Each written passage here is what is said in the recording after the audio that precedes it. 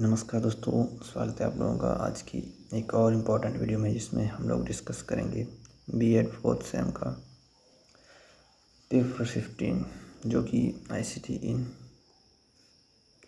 Teaching learning process BEd fourth sem का एक बहुत इम्पॉर्टेंट सब्जेक्ट है। और दोस्तों बहुत ही इजी भी है। अगर आप लोग ध्यान से पढ़ते हैं थोड़ा सा तो बिल्कुल इजी। आप लोगों मैक्सिमम लोगों ने इन टूल्स वगैरह के बारे में सब कुछ सुना ही होता है, हमें पूरा नॉलेज होता है, और जस्ट हम लोगों ने थोड़ा सा इसके बारे में ओवरव्यू लेना होता है, और एग्ज़ाम में बहुत अच्छे नंबर हम लोग ले सकते हैं।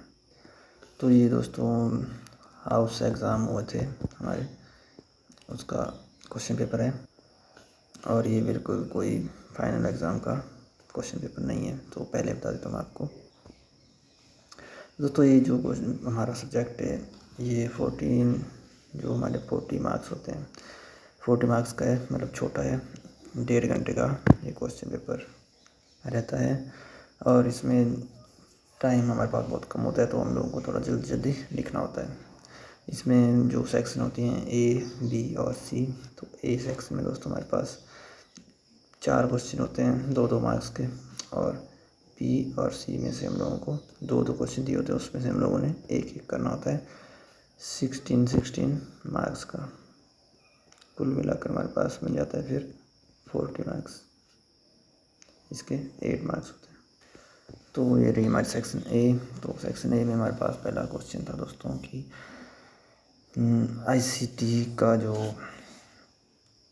मीनिंग है और जो कॉन्सेप्ट है, इसको एजुकेशन के पर्सपेक्टिव में बताना था आपको कि शिक्षा में आईसीटी का अर्थ और उसकी धारणा बतानी थी।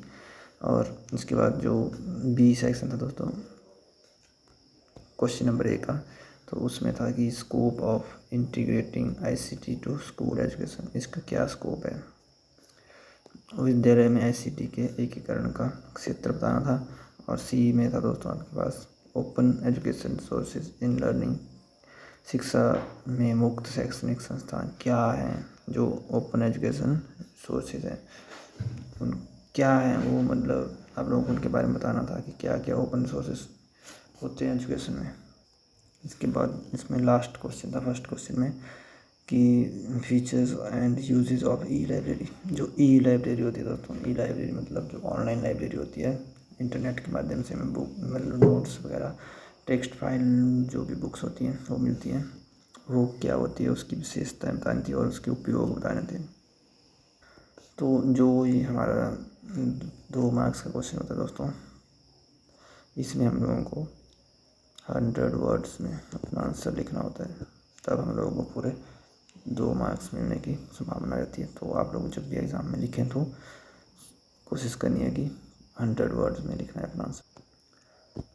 इसके बाद सेक्शन बी में हमारे पास 2 क्वेश्चन दिए गए हैं। तो इसमें पहला क्वेश्चन है हमारे पास कि discuss in detail the role of ICT in construction of knowledge, कि नॉलेज की कंस्ट्रक्शन में आईसीटी का क्या रोल है।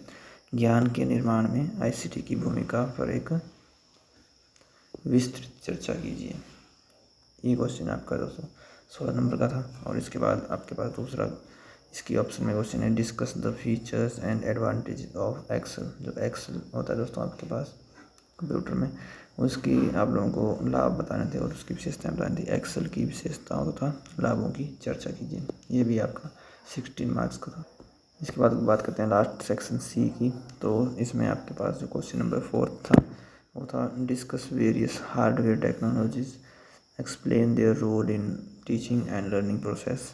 विभिन्न हार्डवेयर तकनीकों को चर्चा कीजिए और शिक्षक अधिगम प्रक्रिया में इसकी भूमिका को समझाइए। कौन कौन सी हार्डवेयर टेक्निक्स होती हैं और उन पर हम लोग जो टीचिंग लर्निंग प्रोसेस होता है उसमें क्या हम लोग उससे हेल्प ले सकते हैं, मतलब उसका क्या रोल रहता है टीचिंग लर्निंग प्रोसेस में। और इसके बाद दोस्तों बहुत ही इंटरेस्टिंग क्वेश्चन नंबर 5, आपको बताना था एडुसेट क्या होता है। What is EDUSAT. दोस्तों 4th सेमेस्टर में एडुसेट बड़ा भारी फेमस होता है हम लोगों को, हम लोग इसके बारे में बहुत ज़्यादा बताते हैं टीचर्स की क्या होता है एडुसेट क्या होता है। तो अगर आप लोग चाहते हैं कि इसके ऊपर एक वीडियो बनाऊँ तो आप ज़रूर बताना। तो इसका दोस्तों अगला जो पार्ट था वो था डिस्कस इट्स एडवांटेजेस और डिसएडवांटेजेस। इसके जो एडवांटेज क्या है, उसकी लाभ और हानियों के बारे में पूछा गया है। एडुसेट क्या है, इसके लाभों और हानियों के बारे में ऊपर चर्चा कीजिए। तो दोस्तों ये थी आज की वीडियो। अगर आपको वीडियो अच्छी लगी होगी तो वीडियो को लाइक करना और अपने दोस्तों के साथ शेयर करना इसको, और फीडबैक दोस्तों ज़रूर देना कमेंट सेक्शन में। आपकी फीडबैक बहुत इंपॉर्टेंट होती है।